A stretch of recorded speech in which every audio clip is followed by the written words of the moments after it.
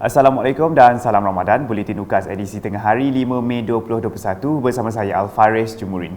Tumpuan berita, Taman Asuhan Kanak-Kanak Taska yang mempunyai anak-anak petugas barisan hadapan dalam perkhidmatan perlu terutamanya dalam zon merah di Sarawak dibenarkan beroperasi berkuat kuasa 5 Mei 2021. Menteri Kebajikan Kesejahteraan Komuniti Wanita Keluarga dan Pembangunan Kanak-Kanak KWKPK, Datuk Seri Fatimah Abdullah memberitahu keputusan tersebut dicapai setelah merujuk kepada Jawatan Kuasa Pengurusan Bencana Negeri JPBN Sarawak.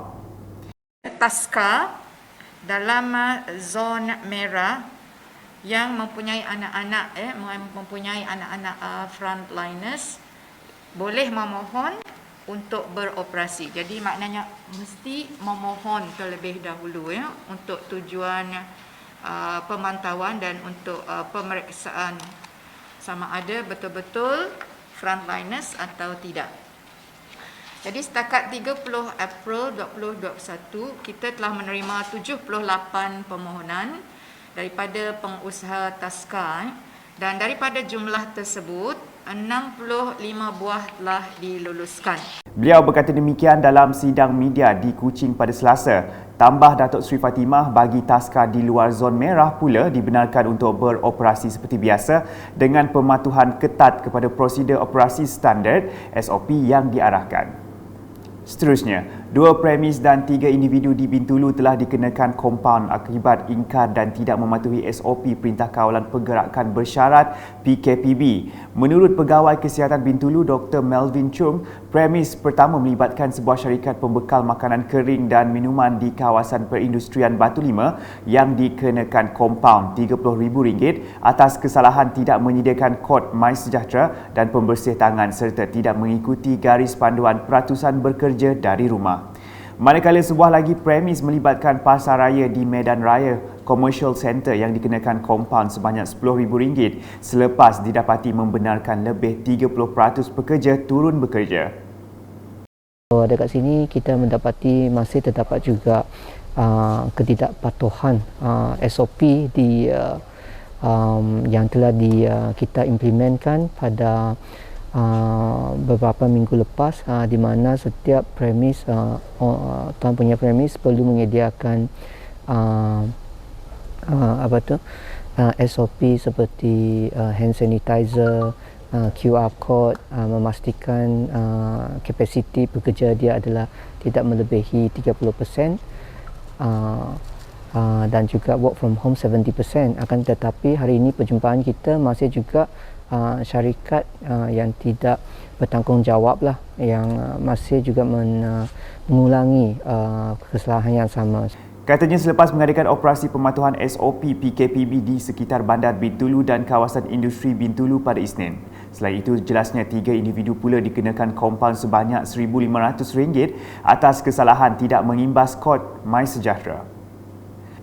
Berikut pula di Limbang, Majlis Kebajikan dan Sukan anggota-anggota Kerajaan Sarawak Maksak dan Maksak Wanita bahagian itu telah bekerjasama dalam menjayakan agihan bubur pedas.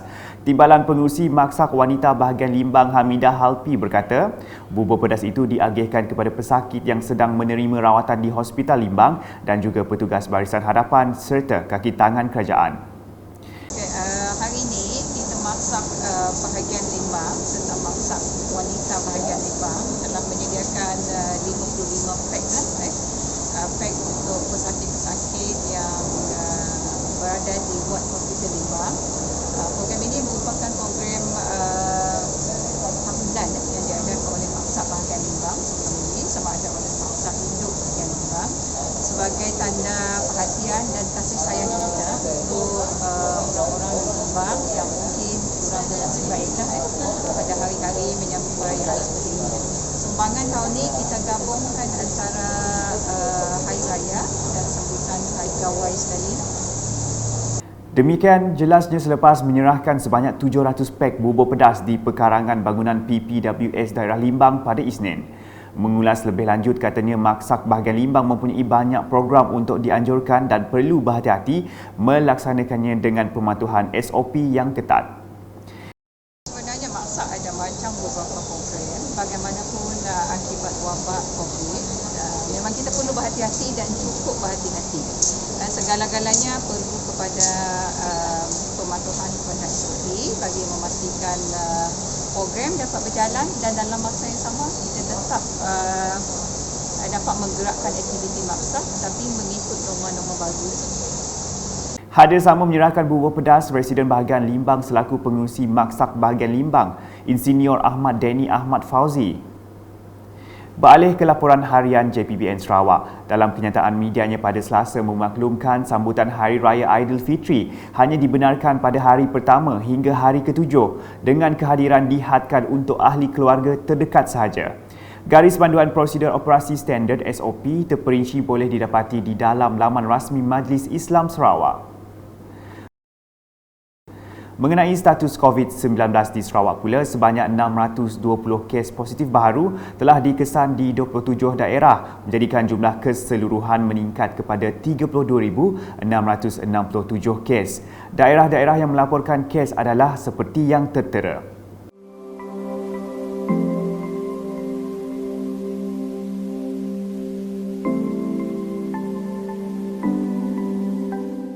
Turut dicatatkan 4 kes kematian baharu dari Bintulu, Miri dan Sibu, menjadikan jumlah kematian akibat wabak itu meningkat kepada 188 orang. Sementara itu, daerah Tatau kembali ke status jingga daripada merah, manakala daerah Belaga bertukar ke status merah daripada jingga. Tambah kenyataan sama, 2 lagi kluster baharu telah diisytiharkan, iaitu kluster Mongkos Terbedu dan kluster Bungi Debak Betong. Dimaklumkan juga tempoh Perintah Kawalan Pergerakan diperketatkan PKPD di Rumah Naning Sungai Baji, Sarike ditamatkan.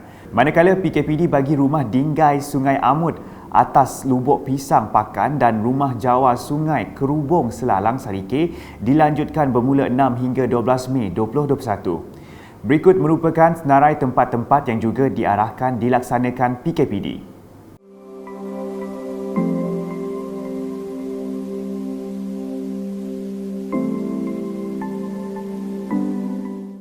Sekian edisi Tengah Hari bersama saya Al-Faris Jemurin dan kru penerbitan. Berita lebih lanjut boleh didapati di semua platform media sosial UKAS termasuk portal ukas.sarawak.gov.my dan pastikan anda subscribe UKAS channel di YouTube.